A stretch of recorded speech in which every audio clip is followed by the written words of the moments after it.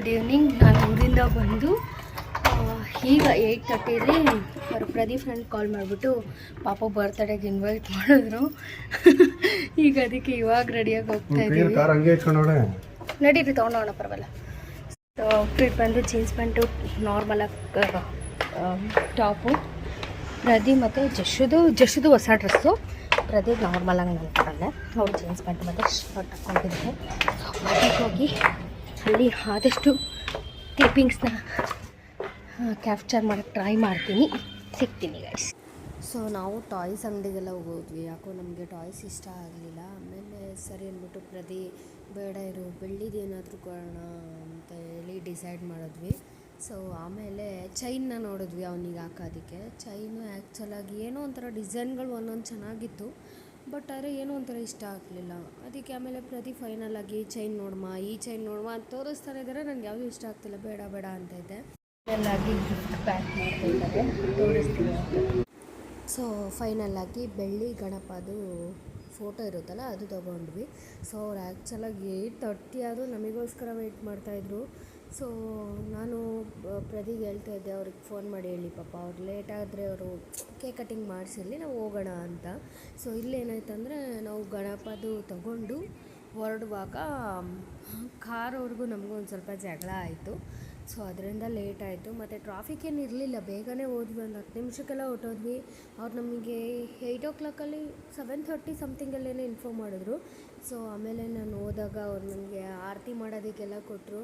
ಮಗುಗೆ ಆರತಿ ಮಾಡಿ ಅಂತ ಹೇಳಿದ್ರು. ಆಮೇಲೆ ಲಾಸ್ಟಲ್ಲಿ ಅವ್ರು ಕೇಕ್ ಕಟ್ ಮಾಡುವಾಗಲೂ ಅಷ್ಟೇ, ಬನ್ನಿ ಕಟ್ ಮಾಡಿಸಿ ಅಂತ ಕೇಳಿದ್ರು. ಇಲ್ಲ ನೀವು ಮಾಡಿಸಿ ಅಂತ ಹೇಳ್ಬಿಟ್ಟು ನಾವು ಅವ್ರಿಗೆ ಹೇಳಿದ್ವಿ ಕೇಕ್ ಕಟ್ ಮಾಡಿಸಿ ಅಂದ್ಬಿಟ್ಟು. ಸೊ ಅವನಿಗೆ ತುಂಬ ಖುಷಿ, ಕೇಕ್ ತಿಂತಾ ಇರ್ತಾನಂತೆ ತುಂಬ ಜಾಸ್ತಿ.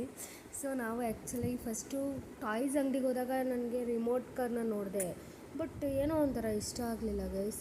ಗಿಫ್ಟ್ನ ನೋಡಿದ ತಕ್ಷಣ ನಾವು ನೆನಪಾಗಬೇಕು. ಸೊ ಅವರು ಯಾವಾಗಲೂ ಗಣಪ ಅಂತ ಹೇಳ್ತಾಯಿದ್ರಂತೆ. ಹೇಳ್ತಾಯಿರೋ ಅವ್ರಿಗೆ ಗಣಪ ಅಂದರೆ ತುಂಬ ಇಷ್ಟ. ಅವ್ರು ನಮ್ಮ ಮನೇಲೂ ಗಣಪ ಅಂತ ಕೂಗ್ತಾರೆ, ಅದನ್ನೇ ಕೊಡೋಣ ಅಂತ ಡಿಸೈಡ್ ಮಾಡಿದ್ವಿ.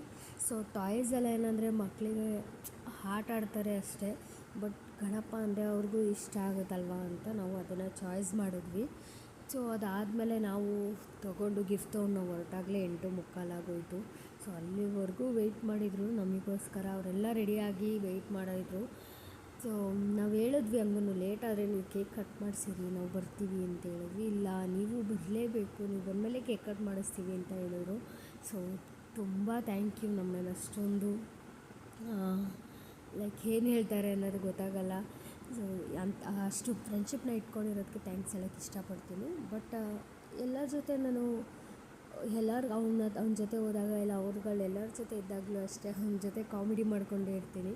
ಸೊ ನನ್ನ ಮಗಳು ಯಾರಿಗೂ ಅಡ್ಜಸ್ಟ್ ಆಗಲ್ಲ, ಯಾಕಂದರೆ ಅವರು ಎತ್ಕೊಳ್ಳೋಕೆ ಟ್ರೈ ಮಾಡ್ತಾಯಿದ್ರು, ಅವ್ರು ಎತ್ಕೊಳ್ಳೋಕೆ ಹೋಗ್ತಾನೇ ಇರಲಿಲ್ಲ ಅವಳು. ಸೊ ಬಟ್ ಏನಂದರೆ ನನಗೆ ಖುಷಿ ಆಯಿತು ಆ್ಯಕ್ಚುಲಾಗಿ. So Nutan happy birthday once again. ಇನ್ನೂ ಏನು ಹೇಳಬೇಕು ಅನ್ನೋದು ನನಗೆ ಗೊತ್ತಾಗ್ತಾಯಿಲ್ಲ, ಯಾಕಂದರೆ ನಾನು ಆ್ಯಕ್ಚುಲಾಗಿ ಊರಿಂದ ಬಂದು ನನ್ನ ಪಾಡಿಗೆ ನಾನು ರೆಸ್ಟ್ ಮಾಡ್ತಾಯಿದ್ದೆ. ಸೊ ಇಲ್ಲ ಬರಲೇಬೇಕು ಅಂತ ಫೋನ್ ಮಾಡಿದ್ರು 2 ಸಲ. ಸೊ ಓಕೆ ಆಯಿತು, ನಿಮ್ಮ ಮನೆಗೆ ನೀವು ಬರೋಕ್ಕೆ ಕರಿಬೇಕಾ, ನೀವೇ ತಾನೇ ಬರಬೇಕು ಅಂತೇಳಿದ್ರು. ಸೊ ಈ ಥರ ಪ್ರೀತಿ ಇಟ್ಕೊಳ್ಳೋದಕ್ಕೆ ತುಂಬ ಖುಷಿ. ಸೊ ನಾವು ಅವನಿಗೆ ಗಿಫ್ಟ್ ಕೊಟ್ವಿ. ಗಿಫ್ಟ್ ಕೊಟ್ಟ ಮೇಲೆ ಇಲ್ಲ ಓಪನ್ ಮಾಡಿಸೋಣ ಅವ್ನ ಕೈಲಿ ಅಂತ ಹೇಳಿದ್ರು. ಸೊ ಅವರಮ್ಮ ಕಾರಿದೆ ಅಂದು ನಾನು ಇರೋದನ್ನೇ ಹೇಳಿದೆ, ಇಲ್ಲ ಬಂಗಾರಿ ಕಾರಿಲ್ಲ ಕಣೋ ಅಂತ ಹೇಳಿದೆ. ಸೊ ಅದಕ್ಕೆ ನನ್ನ ನೋಡ್ದೆ ಆ ಕಡೆ ಸುಮ್ಮನೆ ಆಗ್ಬಿಟ್ಟ. ಆಮೇಲೆ ನಾವು ಗಿಫ್ಟ್ ಕೊಟ್ಟು ಊಟ ಮಾಡಿ ಬಂದಾಗಲೇ 10 o'clock ಆಗೋಯಿತು. ಸೊ ಅವನಿಗೆ ಮತ್ತು ಅವ್ರ ಫ್ಯಾಮಿಲಿಗೆ ನಿಜಕ್ಕೂ ಗಿಫ್ಟ್ ಇಷ್ಟ ಆಗಿರುತ್ತೆ ಅಂತ ನಾನು ಅಂದ್ಕೊಂಡಿದ್ದೀನಿ. ಅವರು ಓಕೆ ಅಂತ ಹೇಳಿದ್ರು ಅಷ್ಟೇ, ಬೇರೆ ಏನು ಹೇಳಲಿಲ್ಲ. ಓಕೆ ಚೆನ್ನಾಗಿದೆ ಅಷ್ಟೇ ಹೇಳಿದ್ದು. ಸೊ ಎಸ್ ಗೈಸ್, ನಿಮಗೆ ವಿಡಿಯೋ ಇಷ್ಟ ಆಗಿರುತ್ತೆ ಅಂತ ಭಾವಿಸ್ತೀನಿ. ಇಷ್ಟ ಆಗಿದ್ರೆ ಲೈಕ್ ಮಾಡಿ, ಶೇರ್ ಮಾಡಿ, ಕಮೆಂಟ್ ಮಾಡಿ. ಮುಂದಿನ ವಿಡಿಯೋದೊಂದಿಗೆ ಸಿಗ್ತೀವಿ. ಅಲ್ಲಿವರೆಗೂ ಕಾಯ್ತಾಯಿರಿ. ಲವ್ ಯು ಆಲ್, ಬಾಯ್. ಸೂಪರಾಗಿದೆ ಅಂತ ತೋರಿಸ್ತಾ ಇದ್ದಾರೆ ಗೈಸ್. ನಂಗೆ ನಿಜವಾಗ್ಲೂ ಖುಷಿ ಆಯ್ತು ಅವಾಗ.